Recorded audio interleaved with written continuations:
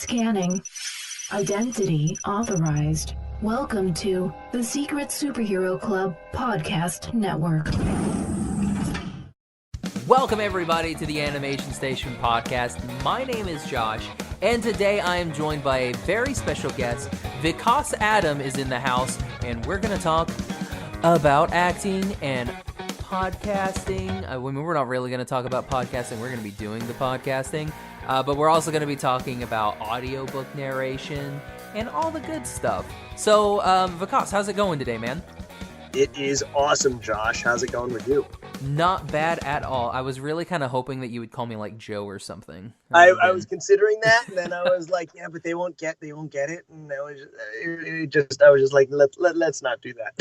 They'll have to stick around to the end of the episode to find out. The end of the episode. Oh, so much fun.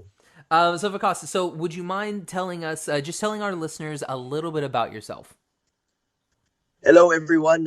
My name is Vikas Adam, and I'm an audiobook narrator, an actor, a professor, and all around just fun geek guy. Fun geek guy. Oh man. Guy. My cup of coffee is not finished yet. Therefore, I cannot claim responsibility for some of the stuff that'll come out of my mouth. Kind of like, if I took an Ambien and went on Twitter or something. Oh man, I can't. Jeez, that's a callback. I wonder how many people are going to remember that and be like, I don't know. And the only reason I was thinking about that was because last night I was wondering if I'd be able to sleep. Josh and I were talking earlier, everyone, about how we both got the mythical 24-hour, the quote-unquote mythical, it's real craziness, for us. Yes. The mythical 24-hour bug where it's like we keep on hearing about it and you're not sure if it is real because everyone else gets it, but you don't.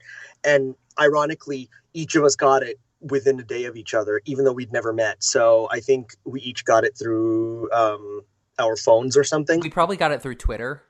Probably. Yeah. And last night I was thinking about like, God, I've been resting all day. Am I going to be able to sleep?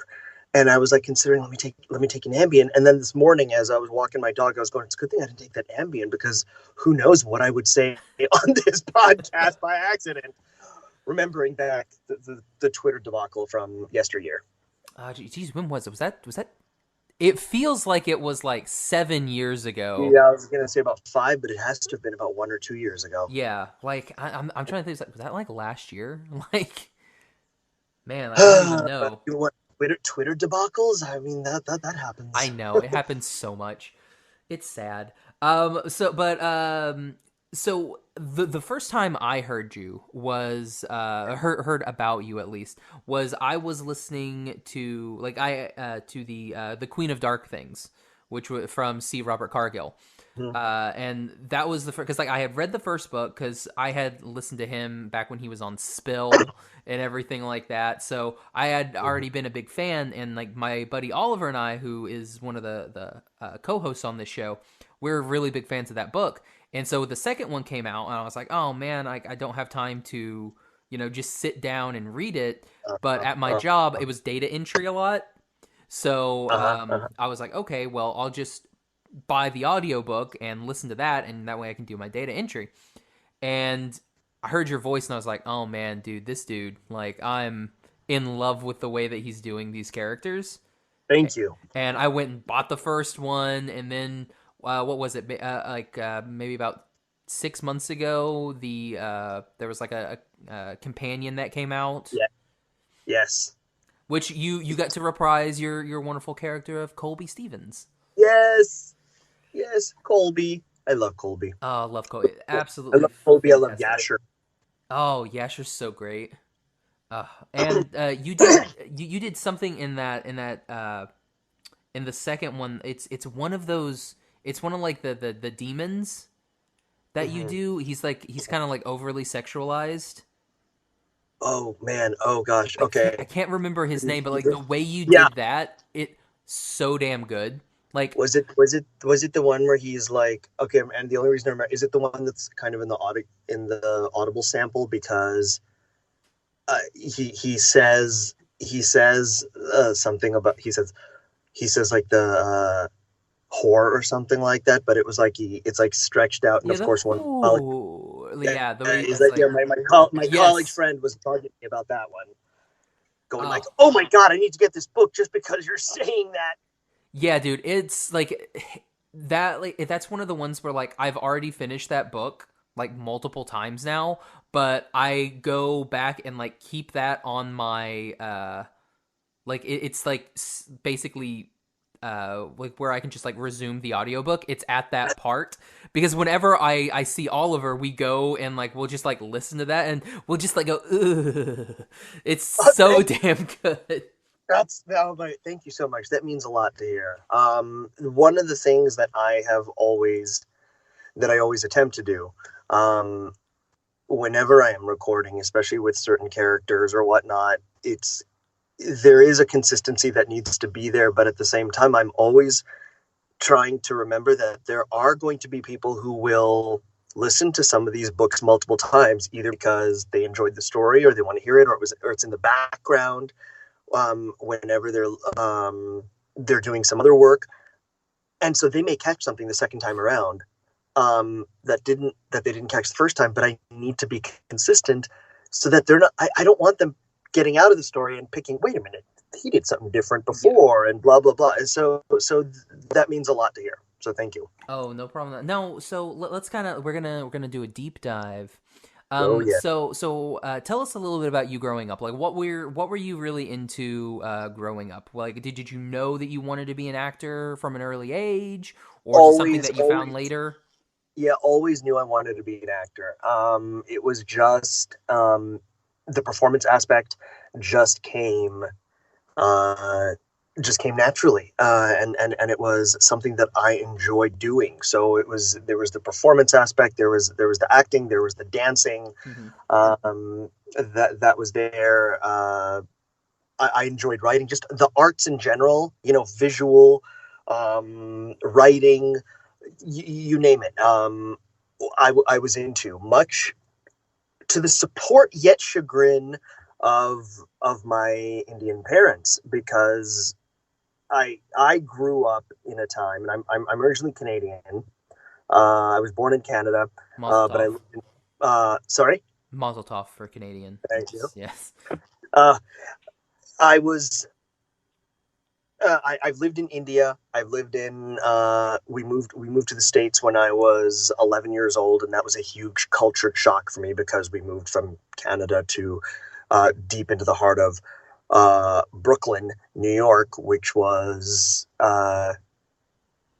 an extreme culture shock Oh because yes, this let's say like I'm trying to think of the culture shock there. I'm like, oh geez, go from but India to Brooklyn. this is also pre gentrification New York. Oh, So okay. this is like this is pre gentrification, pre internet, pre everything, and so it was a huge shock for this kid who's just already a meek, quiet kid, and sees a fight break out his first day of junior high school, in the lunch line, and I'm like.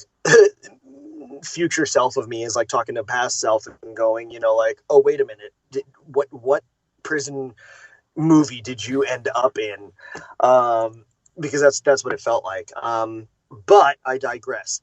But growing up, I was always drawn to fantasy. I was always drawn to, that was an escape for me. Fantasy, superheroes.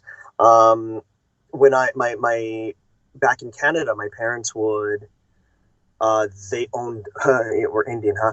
Convenience store, and my dad would have comic books there. And when I was 8 years old, yes, they had us working at the grocery store as well, ringing up customers and cleaning shelves and everything. But we also, I would also take the comic books that were there and start reading them. So I read I was reading X-Men. I was reading primarily a lot of DC. I remember reading Crisis on Infinite Earths. Mm-hmm. When I was that young and not totally understanding it, but the imagery and having that image of Superman holding Supergirl, yeah, that's a I issue have number that 7. covered. It's so good. And reading it and just being completely taken that, oh my god, they did this to a comic book character. What is going on? So that so I grew up with that, but for me, and I often kid around about this, but it's kind of truthful. I mean, my holy trinity is Superman, Batman, and Wonder Woman. I've always been a fan of those three, and so the DC properties, as much as I appreciate, respect, and admire the Marvel properties, my heart has always I've been drawn more so to and connected and resonated more with the DC properties. That warms my wonderful DC heart so much. Oh, wonderful! That's one of the things. Like, I try to tell people, like, listen, like, the Marvel stuff's okay. Like, it's cool. It's great that you guys like it, but like, I like my Batman and my Wonder Woman and everything. Like, that's the stuff that I like, and everyone just shats on it so much nowadays, and I'm just like, but it's good. Like, Batman's good. But I think for me, it's like, it's not even about there's one is better than the other. I think what kind of makes me sad is that we can't respect each other's and admire what one does over the other. I mean, it's I can't believe I'm going to say this. One of my I loved I loved Superman, Batman. I'm not gonna say that's what I can't believe I'm saying. But what shocked me was everyone kept on going on about the Martha moment, and they were making fun of the Martha moment. I know. And that broke my heart, because actually I remember going, I'm a big DC fan, and I didn't make that connection until I watched that movie. And so that one really, resonated with me. And I can appreciate some people, they didn't get it as much, but to make fun of it made me sad. But then I saw Infinity War and I loved it. I enjoyed it. I enjoyed it immensely. And and I want to put that out there, because when I say this next part, I say it with in jest, in pure jest. But I was going, but so Infinity War is really about a big old queen who is tearing the ends of the universes to get the perfect jewels to fill his bracelet so that he can snap. And people are making fun of the Martha moment. That is the most accurate description of Infinity War that I've ever heard. But no, like, we've talked about on this show multiple times that Martha moment, because I'm like, you guys all make fun of that moment, but it's like, not a single person, no one ever, until that movie came out, made that connection. Exactly. And so, and I do want to emphasize once again, I loved Infinity War, but it's like, people can make fun of that, what I just said about that plot point, or that what I just mentioned about the my little parallel analogy, as much as they're making fun of the Martha thing. But I think as long as we do it in jest and we're not super serious about it, and it's not life and death, I enjoyed both movies immensely. Superman, Batman just resonated more with me, and that's to be respected, no matter whether you agree or not. Just as I respect whoever loves. My sister loved Infinity War and was talking about, like, she was crying, and I'm like, I'm so glad you had that reaction. I'm so glad that you felt that way, and that it had that emotional connection, because in the end, that's what it's about. Whatever can have an emotional connection with us. Exactly. As a kind of big DC fan, like, have you seen the Joker yet? I have not seen the Joker yet. Oh man, I need to see. I've part of me is has been a little hesitant, because there's a line for me when it comes to, like, is it going to be too gritty and too realistic? But I keep hearing amazing things. And my sister told me, you've got to see it. Yeah. And I do. She gets to see a lot more movies than I do. So I very much value her opinion. I've been watching a lot of TV. So it's like a lot of I mean, I grew up Archie comics just completely. So you've been watching that Riverdale? I love Riverdale. Oh man, see, like I watched the first season, and then I waited for the second season to come out on Netflix, and now I'm so far behind on it. I'm like, oh, It's worth crap, it. I have to rewatch season 1 again. You don't I don't. I can just start at season 2. start it. You'll remember the way. Okay. The thing that's amazing about TV writing nowadays, especially good TV writing in a good writer's room, is that they are aware that they need to. People cannot keep watching, and they can't go back if they've missed a bunch of episodes, and then they're coming back to the series, or there's been a big lag in time. So their writing is so impeccable in general that you can pick up, and you'll be able to. They'll remind you of what you need. Plus, they've got the recaps. Yeah, there are the recaps. Yeah. So I mean, and that's a skill that I'm in awe of writers' rooms and what they're able to do. So you're watching a lot of stuff. So what are you really watching right now? I'm currently I'm catching up on Riverdale. so I'm watching season 3 right now, which has that entire Griffins. It has an entire role playing game aspect to it, which I think is lots of fun. I am watching. Oh my gosh.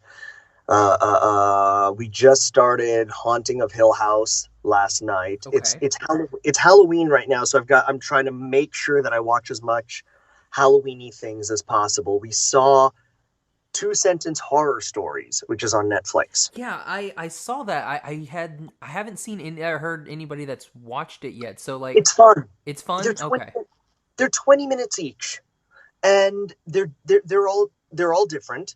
So some are stronger than the others, but they're 20 minutes each. So how, it's like, it's worth being able to give it a go. And you can just jump around. So, just pick one that looks good to you and go with that one. Are they like super scary? Cause like I am the biggest wuss. Like when I saw Paranormal Activity, I had to go to a friend's house because I couldn't stay in my house by myself. So like I had to go spend the night with somebody, and he gave me a rosary and let me sleep with his cat.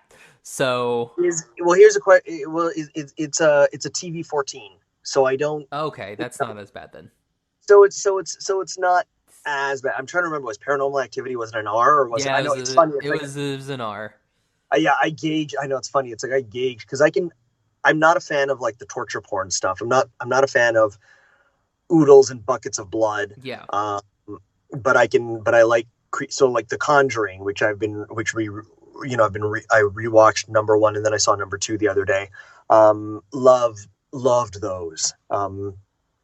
Because those were creepy and scary. Yeah. But like I can't do like demons and stuff like that. Cause I'm like, if it's something that's like real, like if it were to happen to me, like if it's like a Stranger Things type of deal, it's like, I could be like one of those children and hit one of those creatures with a bat. I mean, like, I could stand it, but if it's like an incorporeal demon, it's like, yeah, no, I can't do nothing there, man. Don't watch The Conjuring. That's all I got to say, especially because the poor children are the victims. Oh, jeez. But it's so well done. Oh, good. Oh my God. It's creepy, but I love I love Hocus Pocus. I love that style of Halloween movie. It's like something that's not too crazy. There's a wonderful Halloween movie out for everyone. I know this is like probably going to come out not in time, but Tales of Halloween it's either Netflix or Prime. It was an anthology. It was a movie, but it was like 10 different short films that all take place in the quote unquote same residential neighborhood. And I saw it one year. Me and my spouse and a couple other people saw it, and it was incredible. Actually, I'm going to have to backtrack here. We're going to have to cut some of that. Okay. Me and my partner and a couple of our friends. Here, okay, let's do this then. Let me just, I'm just going to go boom, boom, and then you can just do that whole entire take again. So. Yes.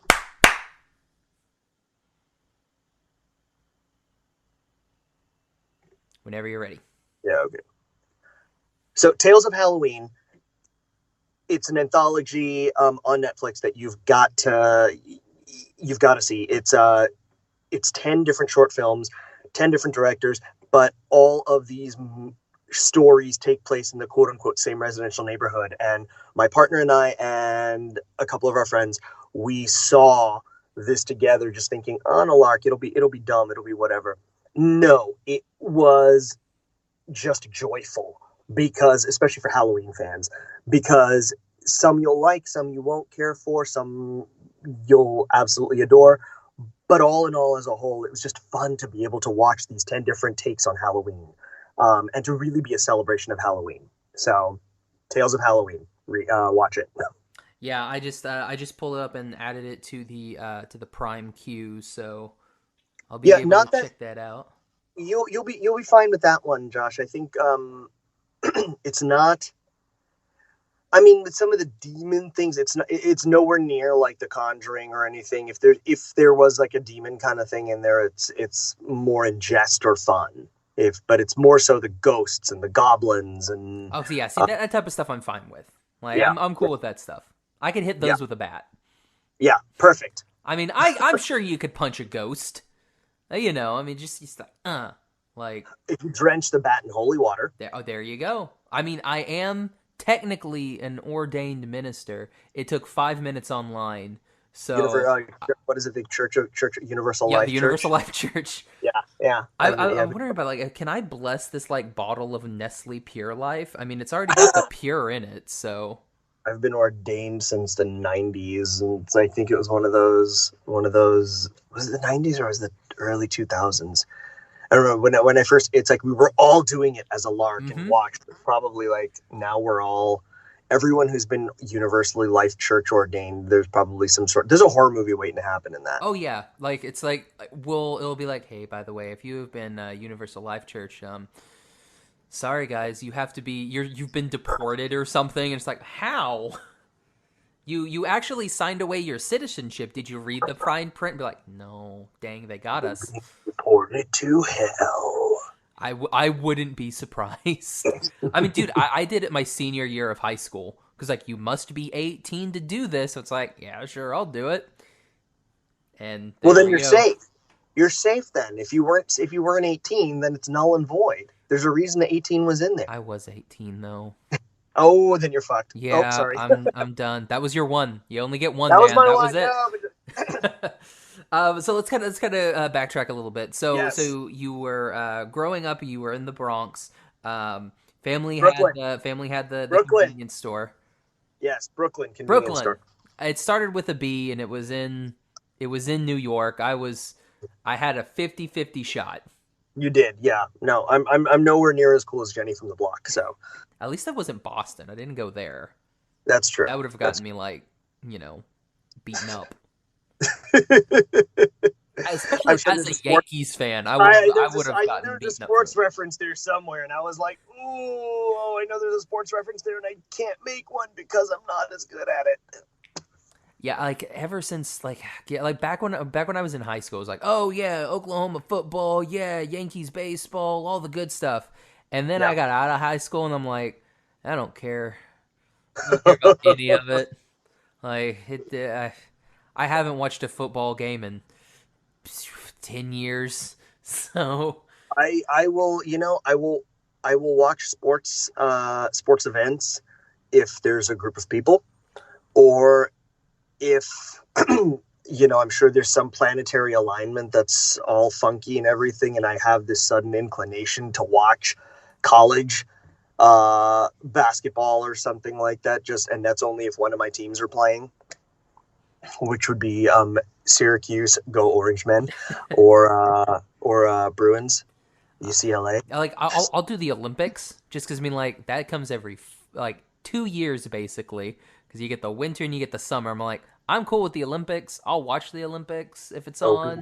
I'm totally down for that. Opening and closing ceremonies is the best, especially. We're gonna get Japan. They're gonna try to have to outdo China, and it's gonna be amazing. Oh my god, I'm actually kind of scared about.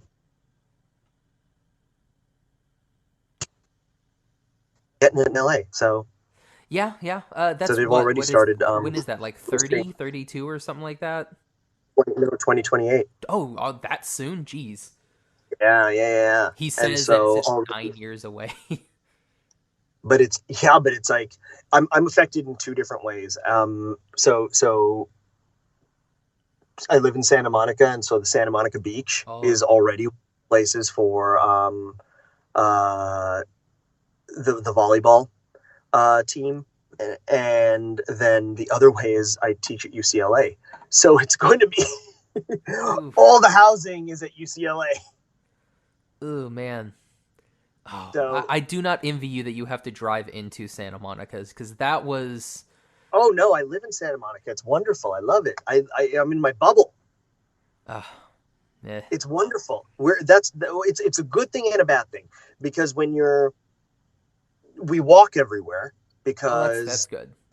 well, we're very lucky. We live just a block away from downtown, the downtown area. Hmm. So we are literally away from all the tourists, but we're close enough. So when we want to do it, we're there.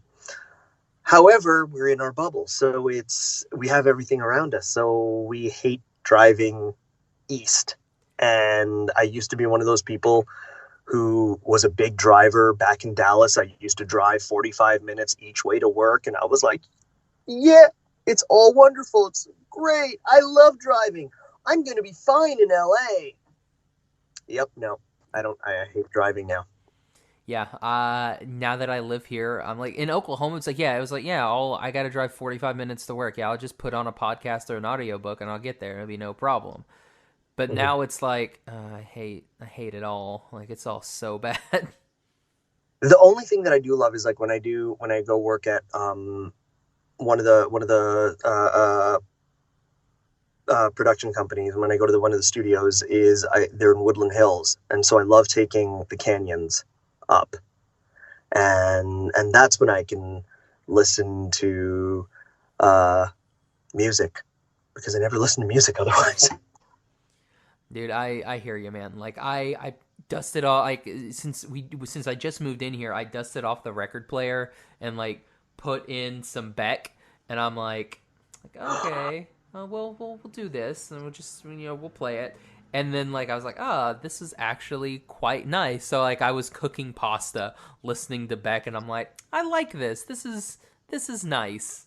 Oh, I need to listen to some Beck now. Yeah, it's the good stuff, man. So anyway, so in Brooklyn, I Yes, didn't go to the Bronx this time. In Brooklyn. not the Bronx. I'm in Brooklyn. So you're in Brooklyn. So how like I know you came to Dallas. So Yeah. how did that happen? Like did the whole family move? Did you move for college? Like how what happened with Dallas? So my dad was so we we operated a convenience store, and my dad was managing it, and it was a 24-hour convenience store. And in the middle of the night, one night, he was held up at gunpoint, and all the money got stolen, and he was really shaken up, obviously, and thank God he was not hurt in any way. And the customer that came after him, that came in after this person ran away with the money, saw my dad was shook up and said, "Hey, are you okay?" And my dad just said, "Yeah, I just got held up. I'm so sick of this place. I just want to move my family out. It's too dangerous." And this man says, "Well, my sister lives in Dallas with her family, and they seem to like it." So the next week, my dad buys a ticket to Dallas, checks it out, and a few months later, we moved in the summertime. And that's how we ended up in Dallas. That is a crazy story. It's a crazy story. I was 13 years old, and so to go from Brooklyn, where by this time I'd like toughened up and I'd gotten this Brooklyn accent, and I started talking like this, and talking like this. My mom hated it because every time she'd ask me a question, I'd say "what," and she'd be like, "It's not what, it's what." And and so we moved to Texas, and they were afraid I'd get a twang. But no, Dallas does not have twangs. Dallas does not have. It's very metropolitan, actually, and it was wonderful. Dallas was a great place to go to high school. Dallas was wonderful, and it was what I needed. So while I was there, I just ended up. I went to a magnet high school. At this point, my parents were like, okay, he's going to go, he's going to perform. I went to a magnet high school. I went to, and then when it came time for college, I went to Syracuse University, went back to New York. So, it was the best fit for me. Because you were going to find the man that robbed your father and deal him So justice. All the way in Syracuse, 4.5 hours away. It was actually, I was not at that point. I was not a fan of New York as well, just because it was challenging for me growing up over there. Just for the few years that we were there, even though there were some good parts, but for the most part, it was not something that I remember with great fondness.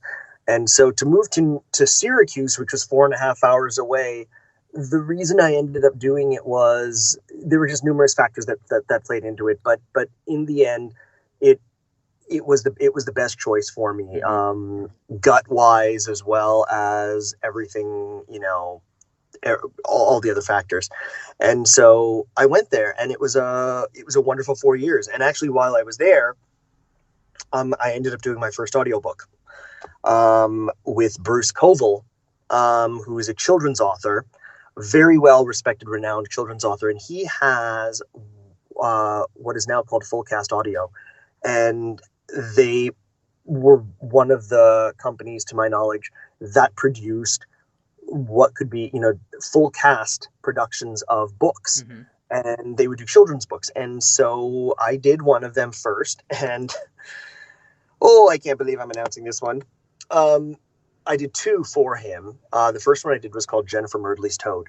And they auditioned all of us who were in the drama department. And I read the book before we went in for auditions. And there was really no character in there for me that I could see. And so there was one character in there that I was like, why not? I asked him, can I audition for the woman / the witch, which was the main villain. Not in my mind, not even thinking, you're going to cast a real woman who sounds like a real woman who can pull this off way better than you can, Vic. This is a full cast. And he was like, okay. Well, shockingly enough, I ended up getting it. And to this day, it shocks me. And I've listened to that performance, and I'm like, oh God, no. I can't believe I sounded like that. And I'm embarrassed by it. Bruce, to this day, who still remains a dear friend and mentor, is like, Vic, I stand by my casting with you. And he's been an incredible support. And so after graduating from Syracuse, I went back to Dallas because grad school plans at that point fell through, and I did the life of a professional actor, and I worked in children's theater, and I taught after school theater, and I worked at Starbucks for health benefits. Yeah, which I'm ever grateful for. Thank you, Starbucks, for doing that. And after that, I went into nonprofit youth arts and got a full-time job, still working in the arts, and I produced, and I still continued to act during the evening with, created my own company, produced my own shows and blah, blah, blah. And it was a wonderful, wonderful stepping stone for me into the real world and to do what I normally would not have been able to do. And after that, I felt the hankering. It's time to really follow your dreams, and it's time to move to Los Angeles, which you've always wanted to do, but you've also wanted to go to graduate school. So I went to UCLA. I auditioned, did all my stuff, and got into UCLA, and moved to LA and went to grad school. And I was the oldest person in my class, and of my class of 12, and it was a little discombobulating for me, but at the same time wonderful and lovely, and a much needed kick in the pants from the universe. And I ended up finishing, graduating, staying on as faculty at UCLA, thanks to my prior teaching experience and all that sort of stuff, but also because the chips fell in the right direction. And that's when I also started getting into, and that's when I really got into audiobooks back in 2012. Audible had a workshop and at UCLA, and they were auditioning people. And so Scott Brick was there, Kata Mazer was there, and Mike Charzik from Audible, as well as Jason Ojalvo. And they did a workshop, and then they had auditions. And at the audition, they gave me 2 sides to read. I read them. And on my sheet, they said, "Oh, hey, it says here you can do an Indian accent." And I'm like, "Yeah, I can do an Indian accent." And he was like, "Okay, well, can you just go ahead and do this passage right now in an Indian accent?" And I was like, "Yeah, I can." And I read the passage in an Indian accent, and 2 weeks later, I had a book. Oh, that's awesome. And that kickstarted the audiobook career, which I wasn't expecting.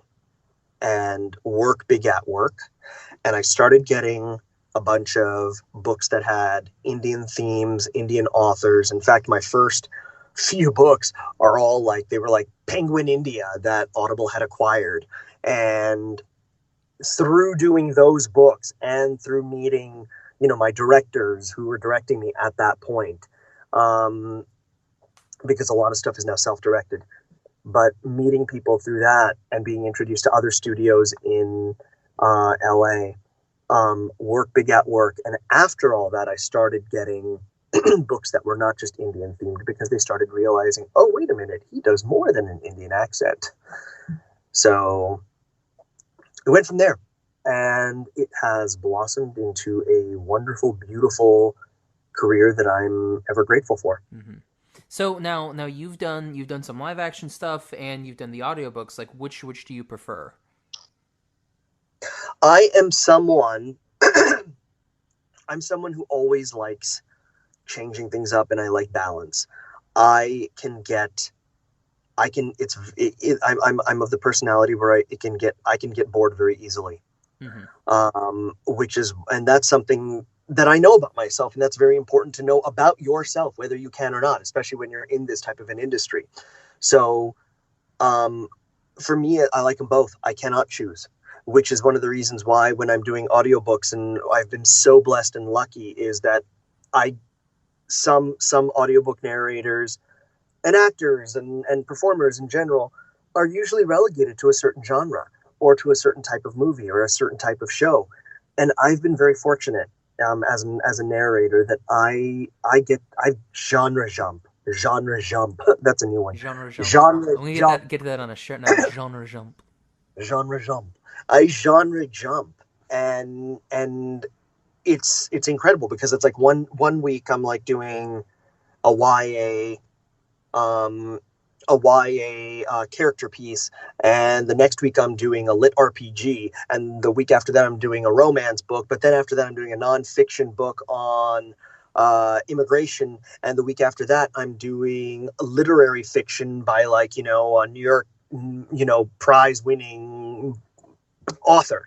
So it's that keeps me going. So I really can't choose between the two. Oh man, see that's great. Because I mean, basically, when you do the audiobooks, like you're basically doing your own one-man show. Yes, although it's jumping around now, where it's like there are multiple narrators in certain books. So the style of writing is changing, especially when you do romance. Mm-hmm. It's usually dual perspective. So you'll have 2 narrators, or sometimes 3 narrators on a book, or a certain YA book.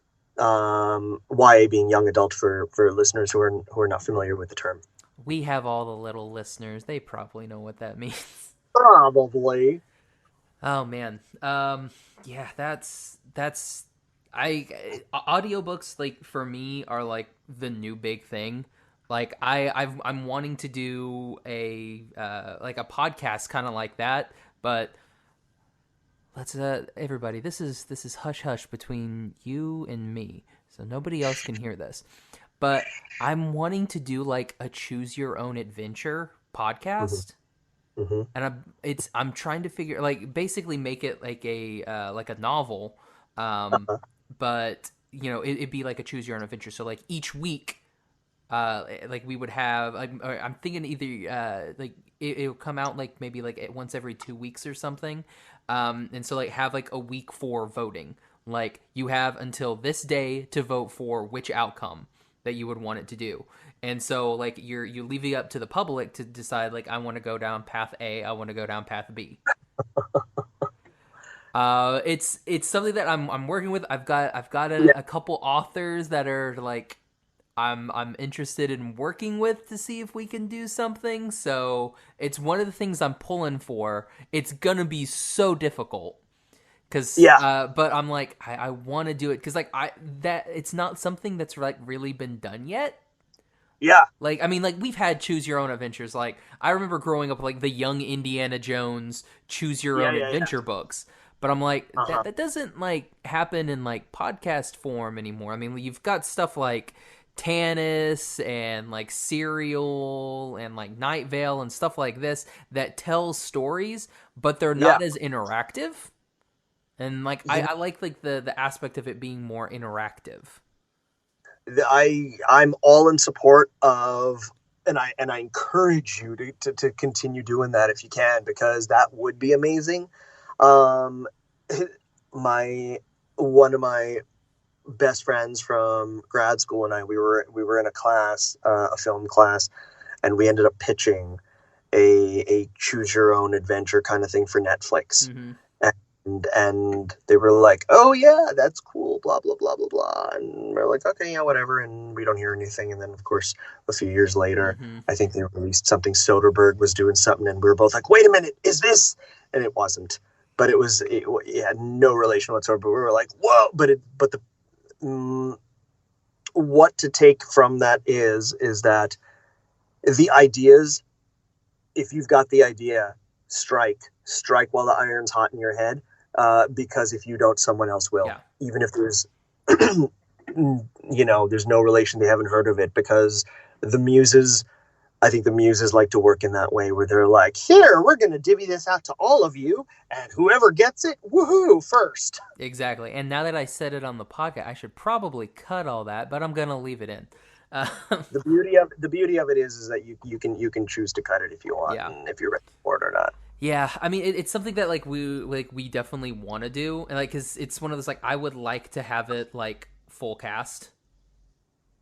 So it's definitely one of the ones where I'm like, yeah, I definitely want to do this because I think it would be super duper cool.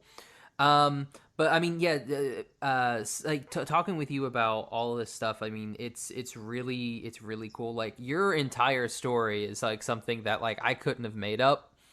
like so yeah, we came from India and then we moved to Brooklyn and then our father was robbed and heard from Yeah, the next person that we should move to Dallas and then boom, we're in Dallas. it's I've been very fortunate to live a very colorful life. Haven't even and that's just like the tip of the iceberg there. I mean, there's so much stuff in there, but it's like I'm like it makes for an interesting life, and that's what I'm able to pull from. So it's like it's funny. I've had on Audible, sometimes there'll be reviewers and they'll be like saying, for some of the books, like, "I hate it when he pulls on, why does he have to put on a fake accent, a fake Indian accent, blah blah blah." And I'm thinking to myself, no, no, no, that's not fake. That's not fake. I used to have that accent when I lived in India. It's like IMDb guys, like they got that for a reason. It's there. Yeah, it's like it's interesting. It's interesting how there are assumptions. that people make just based on like we're getting to a place where it's like we're forgetting you're an actor for a reason, and you can't just pigeonhole someone and say they can only do something if they fall into this one little box. You've got to we're the arts for a reason. Mm-hmm. And we've got to allow people to express, and I'm a big advocate of the arts and arts education just in general for everybody. Whether you want to be a lawyer, a scientist, whether you're more left-brained, I'm such an advocate, because I'm an advocate for like just expression. So nice. Oh man. So Vikas, do you have anything that upcoming that you are allowed to share with us? Yes. So let me see. So it just came out recently, that's been getting some really good press, is Salman Rushdie's book Kishat, which is Salman Rushdie's take on Don Quixote. And that was a fun, amazing book to record, because if you're not familiar with Salman Rushdie, he's one of today's literary greats. And the man's ability to play with words is phenomenal.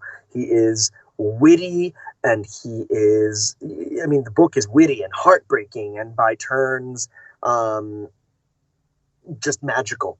He plays with magical realism, but it's his take on Don Quixote, and that one was just an absolute joy to play with.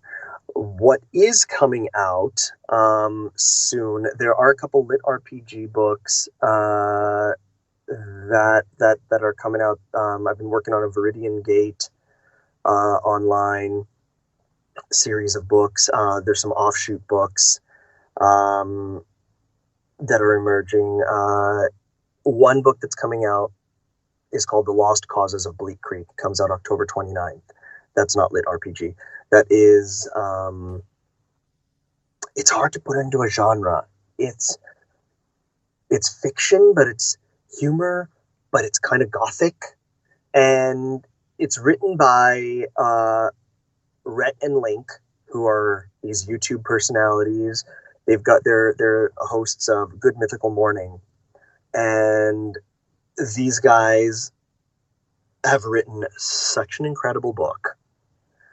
It is about two kids, Rex and Leaf, who in their small North Carolina town, strange things begin to occur, and kids who are sent to this reform school in town come back either changed or they disappear. And this book really took me, and I'm so excited about its release because it was magical for me. It took me away to another world, and it reminded me, it has that, it takes place in 92, which I realized is one of those last few years where you could have this insular world that is not connected to the outside in any way, because this is before cell phones. This is before the internet. And it's one of the last eras in our generation where of this lifetime where we can be like, oh, this takes place in our lifetime, but it's another world in and of itself. Kind of has that feeling of Stranger Things, only it's in the early 90s. And I'm so excited about it. I am so excited about this book, and I really hope whether people read it or listen to it. I hope they'll listen to it. But it's excellent. And that comes out October 29th, only on Audible. Yeah, I just threw as we were talking, I just threw like 3 things in my queue here. I got that. How did you say the one from Salman Rushdie is like, was like the not? It's Kishat. Kishat. It's Quishottte, and it's the French pronunciation of Quixote. Gotcha. Yeah, so I threw that in. I threw Bleak Creek, and then I was just looking, and I found this thing by Dakota, this Dungeon-born Divine Dungeon, and I'm like, all right, we'll throw this in there too, because it pulled up on a recommended, and I was like, oh well, it's got you in it, so we'll go ahead and throw that in there. I would. There are some newer ones coming out. Of course, I'm completely escaping. Hold on one sec. We're gonna have to edit this one out. No worries, no worries.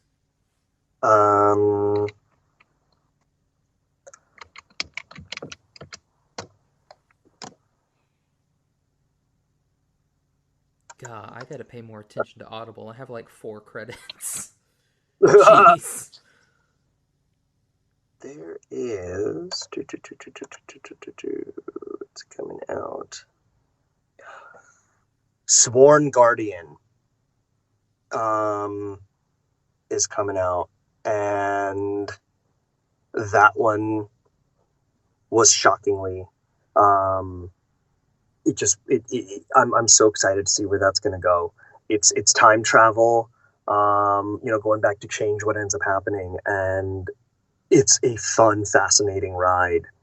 So that one comes out on the 22nd. Yeah. Okay, well, that's perfect. I'll throw that in there. That one's going to be fun. But yeah, it's a ride. I'm very excited and just happy with the way.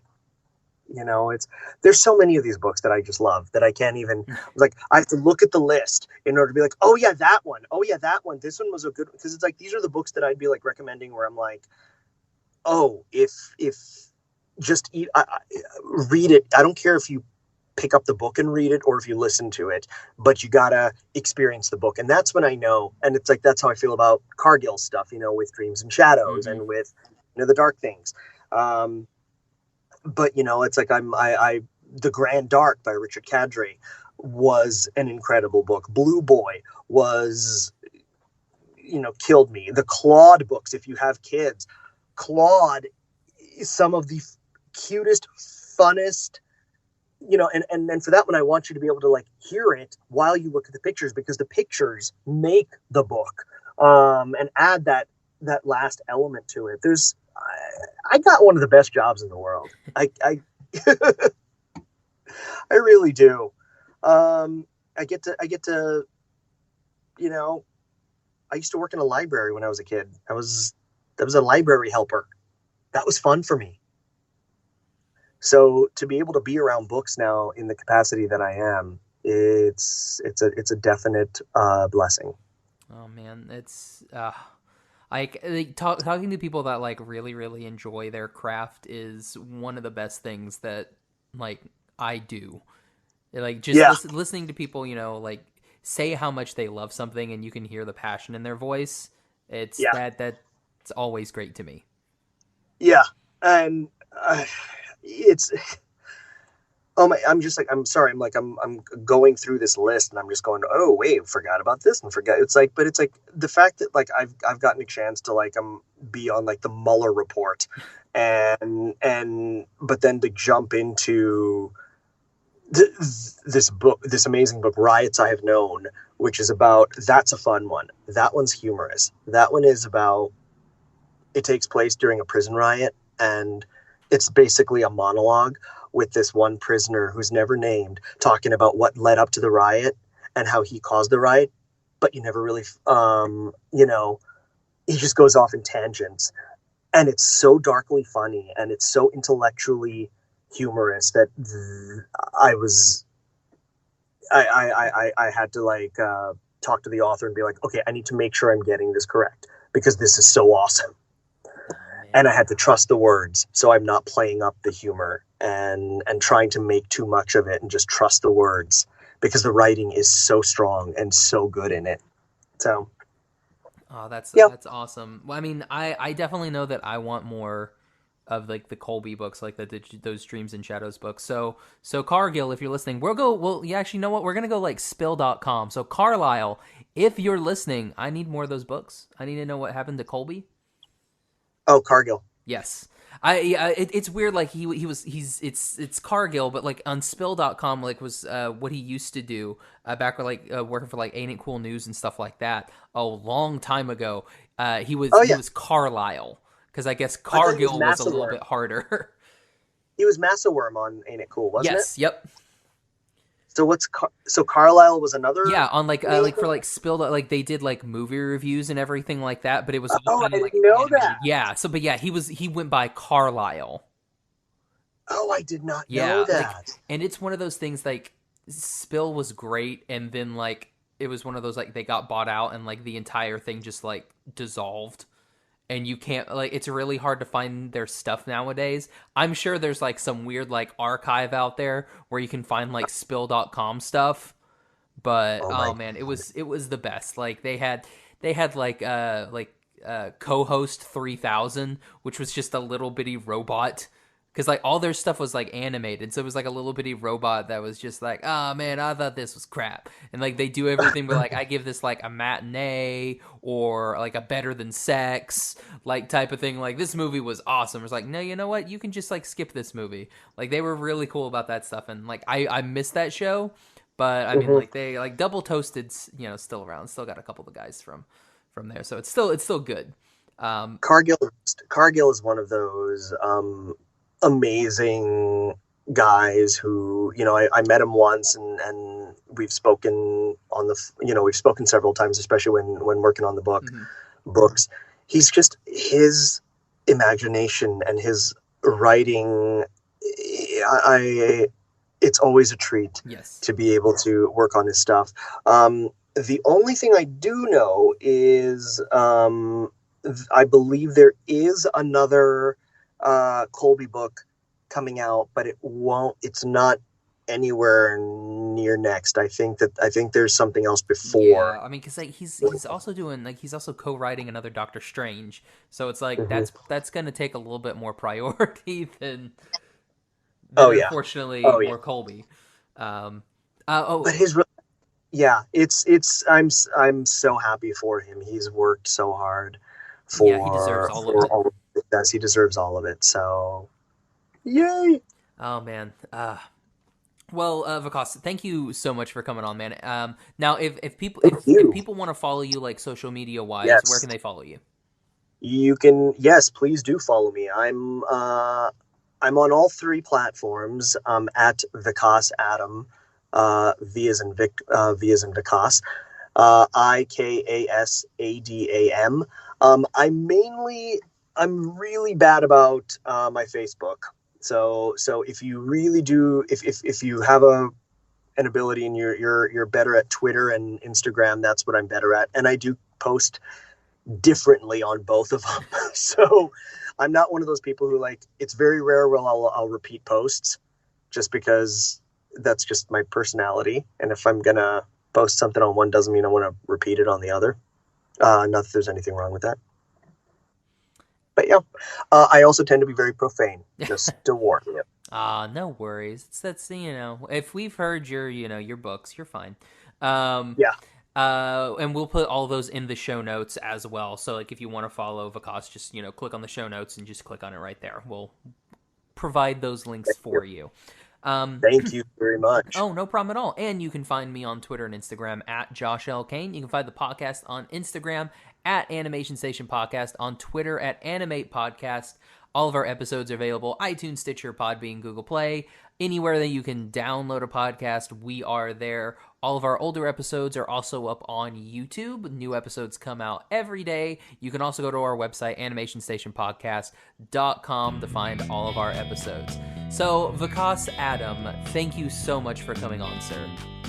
Thank you, Josh, for having me. I so enjoyed speaking with you. I hope we get to speak again. So do I. All right, so for the Animation Station Podcast, I'm Josh.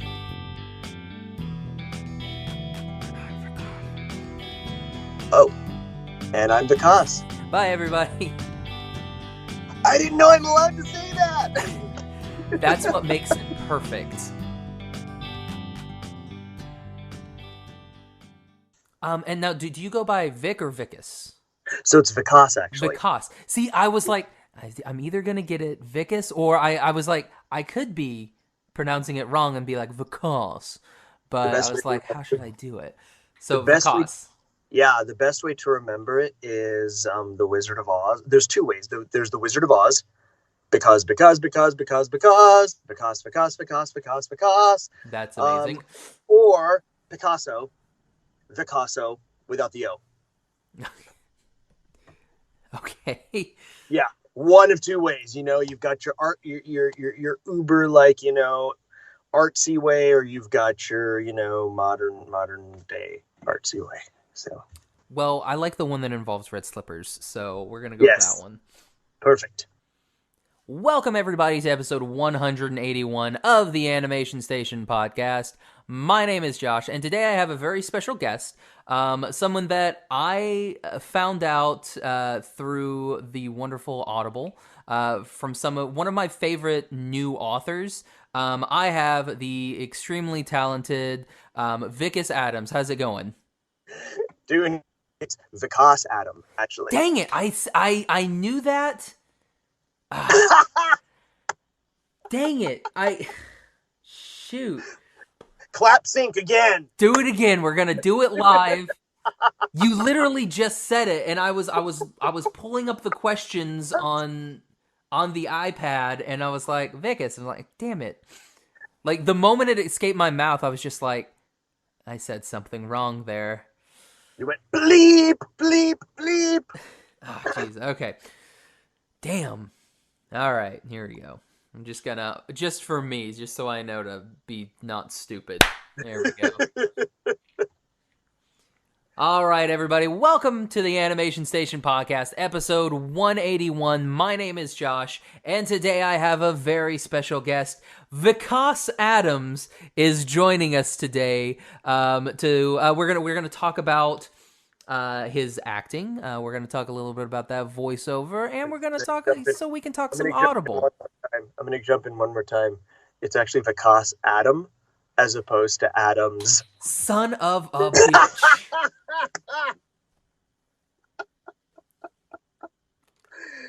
Oh, I love outtakes. We'll get this one day. We're just gonna keep all of this and put it at the end of the episode. Oh, it's too damn funny. Damn. All right. Third time's the charm. Third time is the charm.